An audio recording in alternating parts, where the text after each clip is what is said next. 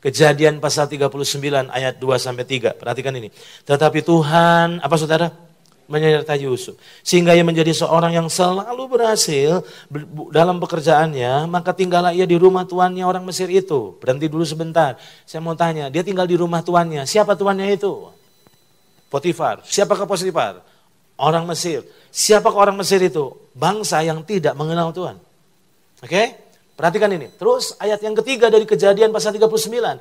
Setelah dilihat oleh tuannya bahwa Yusuf disertai Tuhan dan bahwa Tuhan membuat berhasil segala sesuatu yang dikerjakannya. Yang mengganggu saya adalah ayat 3. Setelah dilihat oleh tuannya bahwa Yusuf disertai Tuhan. Coba saudara perhatikan.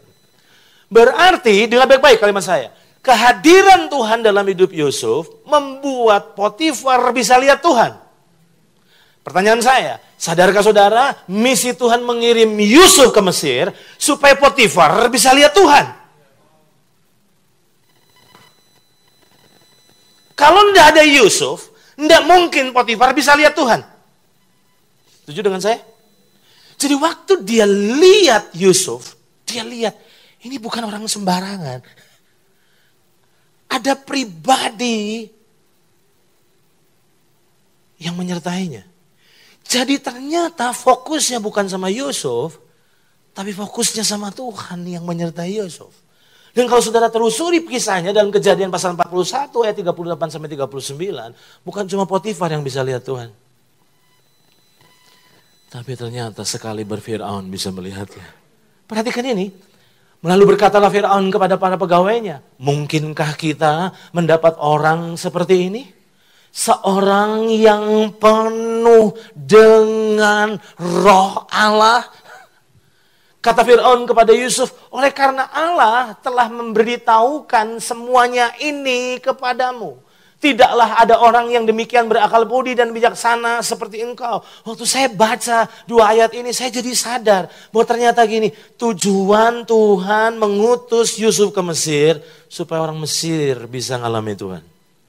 Sadarkah saudara, tujuan Tuhan mengirimmu di Bandung ini supaya orang-orang Bandung bisa lihat Tuhan dalam dirimu. Tapi hari-hari ini saya melihat sedang terjadi kekacauan peran. Saudara pernah menyadari bahwa kita ini hanya seperti seekor keledai yang ditunggangi Yesus untuk masuk ke Yerusalem? Kira-kira kalau saudara jadi keledai itu, kira-kira saudara ngerasa makin terkenal gak ya?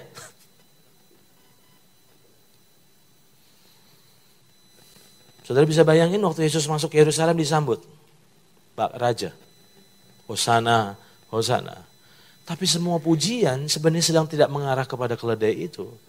Tapi semua pujian sebenarnya sedang mengarah kepada Yesus yang menunggangi keledai itu. Hari ini, harusnya ketika orang mengagumimu, orang harus bisa melihat semua alasannya karena Tuhan dalam dirimu.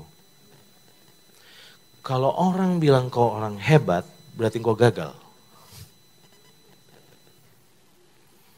Harusnya, kalau orang lihat kita, orang bilang, Tuhan memang hebat. Dari orang sebrengsek itu bisa diubah. Itu kalau bukan Tuhan, gak mungkin itu. Gak mungkin. Nah hari ini saya berharap bahwa kenapa Tuhan punya kepentingan di bisnismu. Kenapa Tuhan punya kepentingan dalam hidupmu. Kenapa Tuhan punya kepentingan untuk memulihkan keadaanmu. Kenapa Tuhan punya kepentingan untuk menyembuhkanmu? Masalahnya bukan kepentinganmu, tapi demi kemuliaannya. Nah masalah dari banyak orang percaya nggak nyadar ini. Kita masih terus berfokus pada diri sendiri. Dan kalau engkau masih berfokus pada diri sendiri, semuanya jadi stuck. Karena kekristenan dirancang dari Tuhan, oleh Tuhan, bagi Tuhan.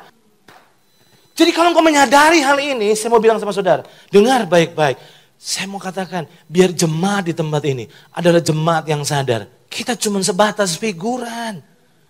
Yesus aktor utamanya. Peran kita, perjuangan kita bukan membuat kita terkenal, tapi membuat Yesus terkenal. Itu sebabnya jangan jadi pencuri kemuliaan.